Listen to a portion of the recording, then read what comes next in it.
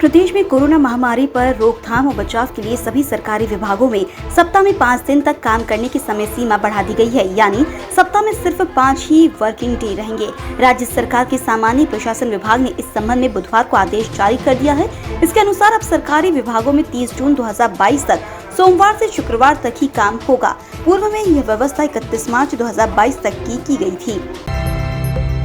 IAS अफसर नियाज खान अक्सर अपने विवादित ट्वीटों को लेकर चर्चाओं में रहते हैं। इस बार भी वह द कश्मीर फाइल्स फिल्म को लेकर लगातार ट्वीट कर चर्चाओं में हैं।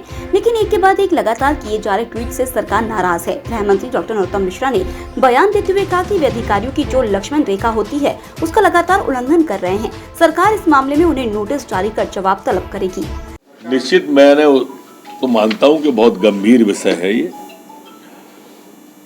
और जो मैंने भी उनके पिछले दिनों के ट्वीट देखे, जिस तरह से पेपर को टैग कर करके वो लगा रहे हैं, आज भी उनने एक ट्वीट किया है, मेरे ख्याल से वो मर्यादा लांघ रहे हैं। लक्ष्मण रेखा जो अधिकारियों की होती है वो उसका उल्लंघन कर रहे हैं। सरकार इस मामले में कारण बताओ नोटिस जारी करेगी और उनसे जवाब तलब करेगी। मध्य प्रदेश में मुख्यमंत्री शिवराज सिंह चौहान को चौथी बार मुख्यमंत्री पद की शपथ लिए हुए 2 वर्ष पूरे हो गए हैं। उनके 2 वर्ष के सफलतम कार्यकाल को लेकर भाजपा प्रदेश अध्यक्ष विष्णुदत्त शर्मा ने प्रदेश भाजपा कार्यालय में पत्रकार वार्ता ली और इन 2 वर्षों में उनके द्वारा किए गए कामों को गिनाया।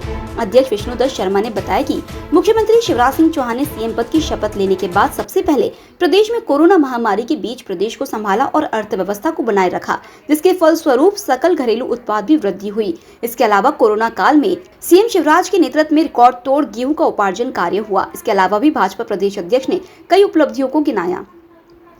माननीय मुख्यमंत्री जो पूरी टीम ने, और मैं कहूं कि इन 2 वर्षों के अंदर इतने कठिन समय में भारतीय जनता पार्टी की सरकार और संगठन ने किस प्रकार से इस कठिन दौर में काम किया जा सकता है, इसमें बेहतर प्रयास भारतीय जनता पार्टी के कार्यकर्ताओं ने भी मध्य प्रदेश के अंदर किया। तो इसलिए मैं कहूं कि 2 वर्ष के अंदर संवेदनशील सरकार ने भी अपनी जिस प्रकार से भूमिका निभाई, इसका भी एक ऐसा उदाहरण जो पूरे देश को देने योग्य है कि क्राइसिस मैनेजमेंट के बारे में माननीय प्रधानमंत्री जी ने, या हमारे देश के नेतृत्व ने, लोगों ने कहा कि मध्य प्रदेश के मॉडल को पूरे भारत के अंदर इसको इंप्लीमेंट करना चाहिए। सीएम शिवराज के 2 वर्ष का कार्यकाल पूर्ण होने पर एक तरफ भारतीय जनता पार्टी के प्रदेश अध्यक्ष विष्णुदत्त शर्मा ने उनकी उपलब्धियों को गिनाया, तो वहीं दूसरी ओर कांग्रेस पार्टी ने उनके 2 वर्ष के कार्यकाल को लेकर जमकर निशाना साधा। कांग्रेस मीडिया विभाग के समन्वयक नरेंद्र सलूजा ने बयान जारी करते हुए कहा कि उनके 2 वर्ष का कार्यकाल घोर निराशाजनक रहा है। उनकी कोई खास उपलब्धि नहीं रही है। उनके कार्यकाल में किसान, शिक्षित, युवा समेत कई वर्ग के लोग परेशान हैं। शिवराज सरकार के 2 वर्ष पूरे हो गए। यदि 2 वर्षों की बात करें तो उपलब्धि शून्य। 2 वर्ष में प्रदेश में किसी भी नागरिक का कोई भला नहीं हुआ है। विकास की दृष्टि से प्रदेश आगे नहीं गया, बल्कि प्रदेश शर्मसार हुआ है, प्रदेश पीछे गया है। यदि बात करें तो इन 2 वर्षों के अंदर सबसे ज्यादा परेशान किसान हुआ है। किसान को न खाद बीज मिल पाया है, न उसको फसल बीमा का लाभ मिल पाया है, न उसको उसकी खराब फसलों का मुआवजा मिल पाया है, और तमाम दावे जो किसान की खेती को लाभ का धंधा बनाने को लेकर, आय दोगुने को लेकर किए गए थे, सब धराशायी हुए। हर वर्ग परेशान हुआ है। यदि बात करें तो प्रदेश में कर्ज का आंकड़ा बढ़ा है, 3 लाख करोड़ के करीब कर्ज पहुंच गया है। बात करें तो प्रदेश में दूध महंगा हो गया, शराब सस्ती हो गई, महंगाई चरम पर है। ऐसी कई असफलताएं शिवराज सरकार की जो 2 वर्ष के उनके खाते में दर्ज है। कमलनाथ जी ने आज इसी पर सवाल उठाए। शहीद आजम भगत सिंह के शहीदी दिवस पर राजधानी भोपाल में उन्हें शहीद का दर्जा और भारत रत्न देने की मांग को लेकर रक्त आंदोलन चलाया जा रहा है। राजधानी के न्यू मार्केट स्थित टॉप एंड टाउन पर डॉक्टर महेश यादव द्वारा शहीद आजम भगत सिंह, राजगुरु और सुखदेव की खून से पेंटिंग बनाई गई और इस पेंटिंग के माध्यम से उन्होंने राज्य और केंद्र सरकार से इन तीनों क्रांतिकारियों को शहीद का दर्जा देने और भारत रत्न देने की मांग की है। डॉक्टर यादव ने पेंटिंग करते हुए बताया कि उनके द्वारा पिछले कई सालों से कई तरह के मूवमेंट चलाए जा रहे हैं जो सामाजिक सरोकारों से जुड़े हुए हैं। मेरा नाम डॉक्टर महेश यादव अमन गांधी है, सामाजिक कार्यकर्ता हूँ मैं, और पिछले कई वर्षों से शहीदों के सम्मान में अपने खून से चित्र बना रहा हूँ, महापुरुषों के, शहीदों के, क्रांतिकारियों के, बड़े बड़े राजनेताओं के। और हमारी मांग यही होती है कि देश हित में काम होना चाहिए।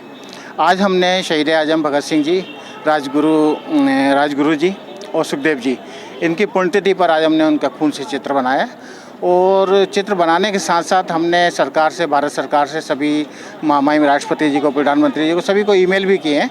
और हमारी ये मांग है, ये अपील है हाथ जोड़कर कि शहीद आजम भगत सिंह और जितने भी शहीद और क्रांतिकारी हैं उनको ऑफिशियली शहीद का दर्जा दें। ये दुर्भाग्य हमारे देश में कि अभी तक उनको ऑफिशियली शहीद का दर्जा नहीं मिला है।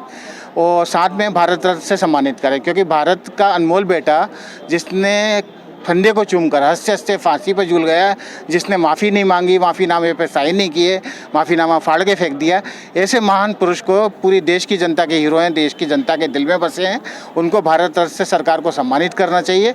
और ये आंदोलन हमारा जब तक चलेगा, जब तक शहीद आजम को भारत शहीद का दर्जा नहीं मिलता और भारत रत्न से सम्मानित नहीं होते, ये आंदोलन हमारा पूरे देश भर में चलेगा।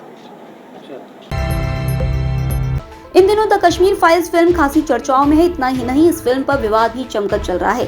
इसी कड़ी में विश्व हिंदू महासंघ के पदाधिकारी फिल्म देखने पहुंचे।